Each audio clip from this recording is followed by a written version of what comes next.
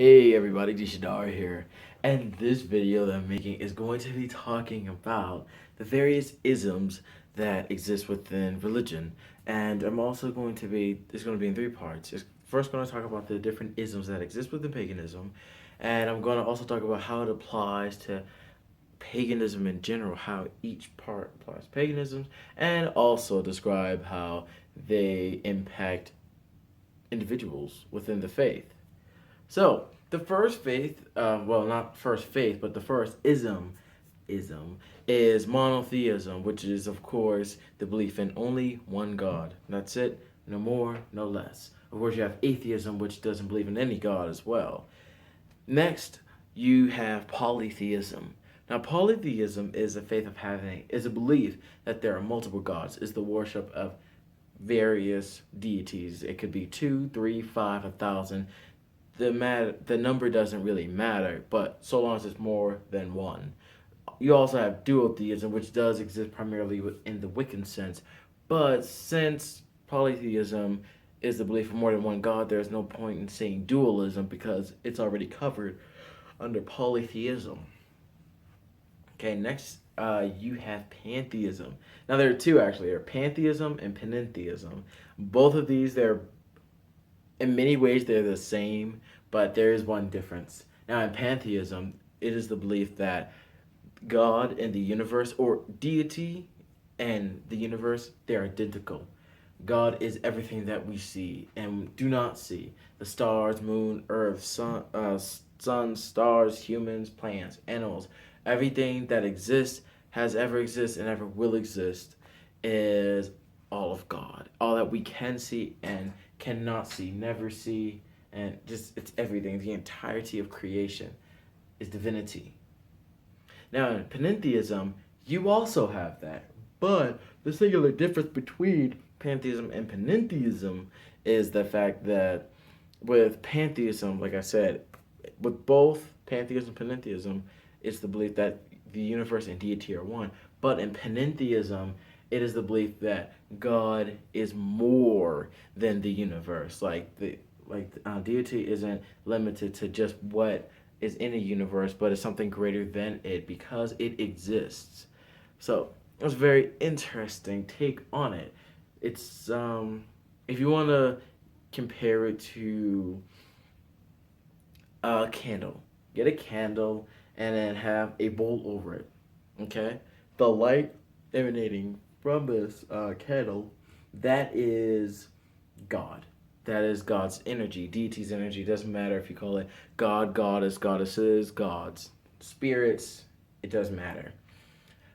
With pantheism and panentheism, they're essentially the same. But in panentheism, the flame of God in this example, it's greater than what the universe could ever be, because it is the pure aspect of creation. Is the very start of all things that have ever existed and will ever exist. So, yeah, that's a very interesting take. Like I said, it took me a while to be able to understand it because when you look at the various forums, blogs, and even look on a dictionary, it gets difficult to understand the difference. But that's the difference. Next, you have a Henotheism, which is the belief of you have your gods, your deities, but you don't deny another religion's divine figures. So let's take the Abrahamic faiths, Christianity, Islam, Judaism, for example. They are not by any means henotheists, which means that they believe that their God is the only God. It is, bam, the best thing out there. It's the hottest thing coming out for 2015 and 2016. No questions asked. Highest in the market. Okay, that's enough. Anyway, so um, they believe that their God is the only God, and all other gods or divine figures, as they see it, they're invalid. They're not legitimate. They're false gods. If we look at pagans, for example, pagans, for the most part, depending on where you look as far as the tradition, but for the most part, many pagans and definitely a lot of Wiccans are henotheists because you can see all the different traditions that pagans slash Wiccans slash witches can follow. You know, you can get the pantheon of the Greek, Celtic, Norse, Japanese, Egyptian, Icelandic, Native American. It's so many. Irish, Welsh deities. So there are many, many different gods, goddesses, great spirits, holy animals, that kind of thing out there in the world. And we're henotheists. Well, I can't speak for everyone, but for me specifically, I know I'm a henotheist. I believe in my deities, but I also know that, for me, you have everything that deity could ever be and is. And from my point of view, all these religions, with all these different names, they're out of the entirety of the universe, they're taking aspects of deity, slapping a name on it, and saying, this is ours. And every faith does the same thing. Doesn't matter if it's pagan, doesn't matter if it's Christian, doesn't matter. At the end of the day, from my point of view, they're all the same. It's just people want to be individuals. They want to make it seem like, do a lot of chest beating. Our religion, it's the best thing out there. You'll never find another one like it, blah, blah, blah. But it's funny because if you think about it, normally it's the most religious people who tend to be the most violent. As you can see in the Middle East, as you can see politically here, or in anywhere in the world. But typically it's those who are extremely religious who are the most oppressive, to put it lightly. All right, next you have deism. And deism believes in a single God that does not interfere with creation and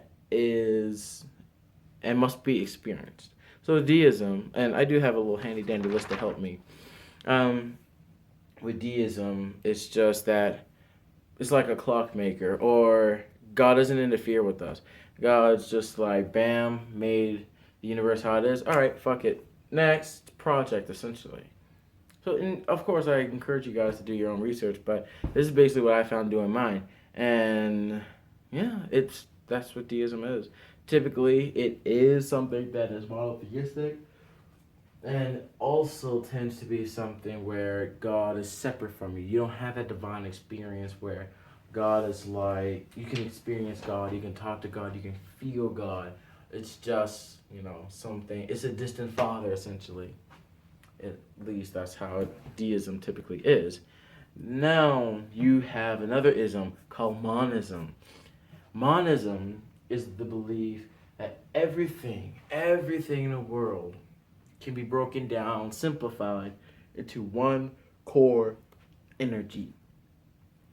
What that means is all the things that we see in this world, everything that we experience, every possibility that exists in the world can be broken down and simplified all into one core, one single energy element push, that because of it, we have what we have now.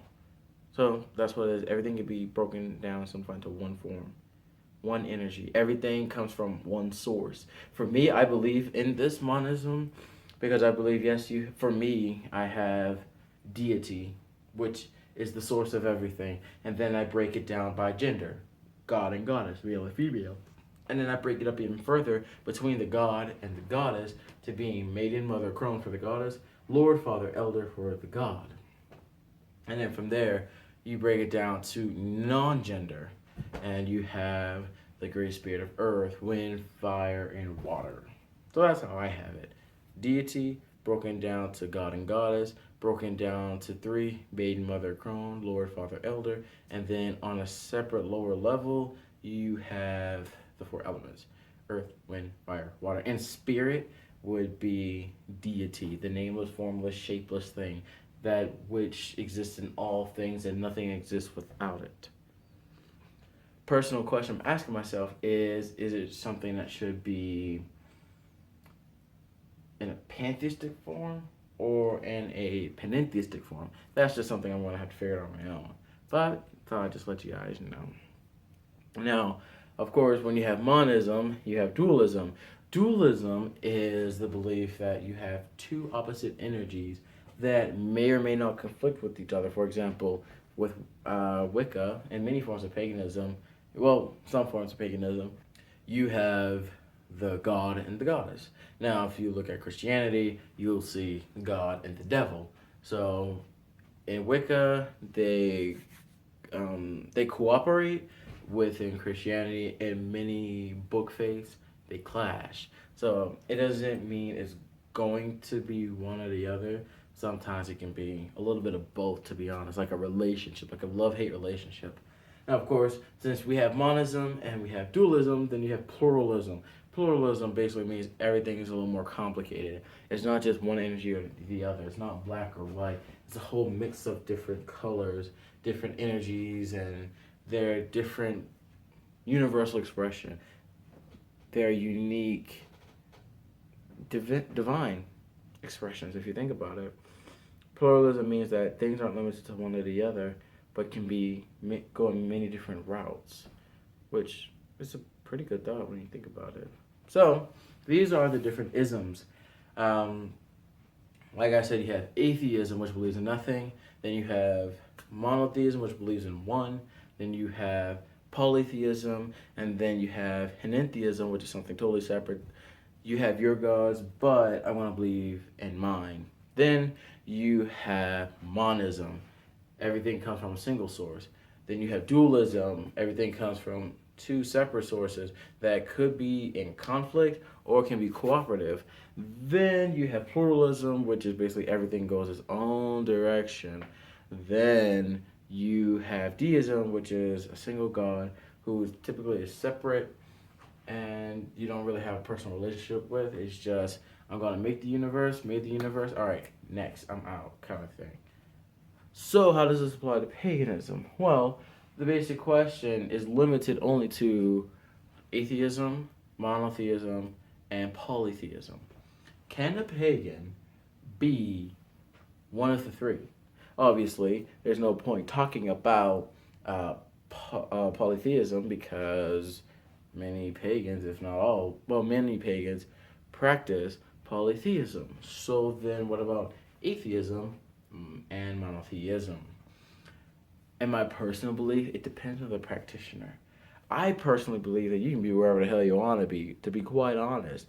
But there are many, I believe there's a fear with a lot of converts because of the fact that, you know, the whole bullshit that we had to deal with Christianity growing up, or when you first converted, all the shit you heard from your parents or family or both, since, you know, mother and father and just all your family, aunts, aunties, brother, sister, all that. Because we have all the negative memory of it, now we distance ourselves from anything dealing with the masculine or patriarchy, that kind of thing. So that's why you see when it comes to the god and goddess, you always hear about the goddess. You almost never hear about the god, which is something that I did talk about in one of my previous videos, Triple God and Triple Goddess. That's the title of it.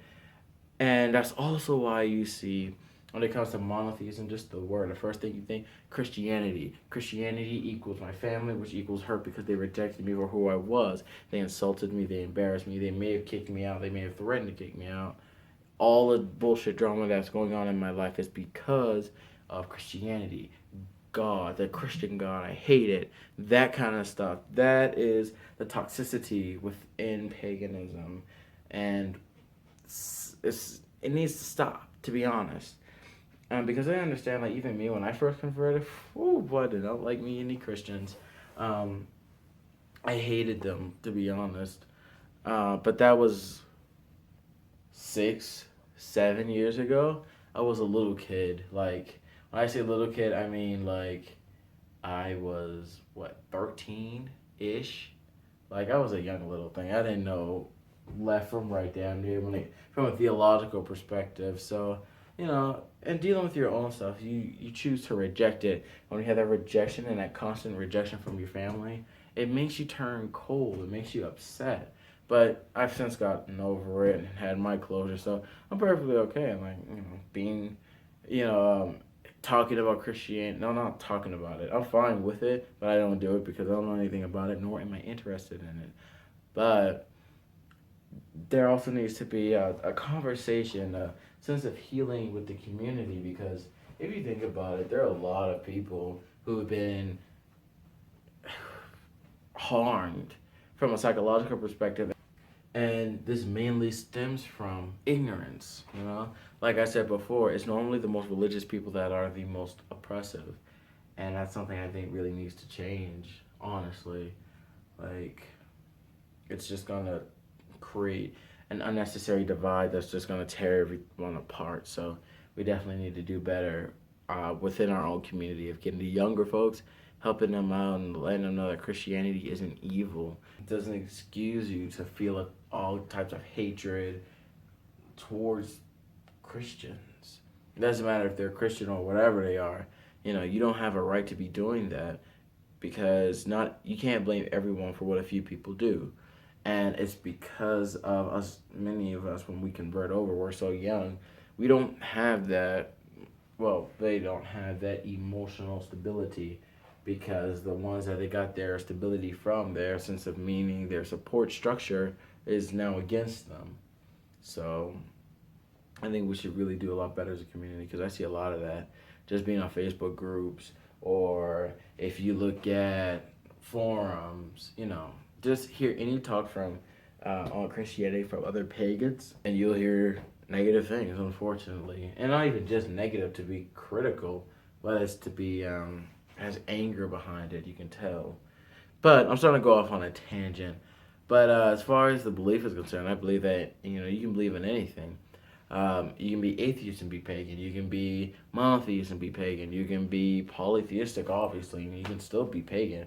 Don't look for other people in the community to give you your identity. You should be able to look within yourself and have the strength to look at yourself in the mirror and be like, this is what I choose to follow, and for me, this is right. You got to be headstrong about it. Obviously, be very critical and think very precisely about what you believe and what you don't believe. Do your research, think about it, meditate on it, but don't be so quick to make a decision just because you have the freedom to do something doesn't mean you go, like balls to the wall with it. It takes a lot of inflection to be able to develop the mentality of having even the confidence to say, like, this is what I believe, this is why I believe it, because you're always going to get someone who's like, hey, what do you believe? I believe in this, that, and the other. Why do you believe it? Because of this, that, and the other reason. So you should be able to do that, no problem. So you don't have to explain yourself to anybody, but you should still be able to fully state, this is why I believe, this is why I believe in it, and this is where I got my inspiration from. So that's everything for this video. It's a long video, damn near 20 minutes. Oh my god. So I'm going to let you guys go. Thanks for watching my video. And I'd really like it, if you like, subscribe. Tell me what you believe on this whole topic. Do you think that it's valid for someone to call themselves pagan and yet they are atheist or monotheist? What do you think? And what about the different isms I gave you? How does that fit into your personal belief system, if it does at all? What do you think about it? So I'd definitely like to hear your responses in the comments. So thank you for watching. Please subscribe, like, share with your friends. Let this channel grow and, respond. So thanks for watching. This is Ishidar here. Hope you guys have a very, very blessed day. And I will see you in the next video. Bye.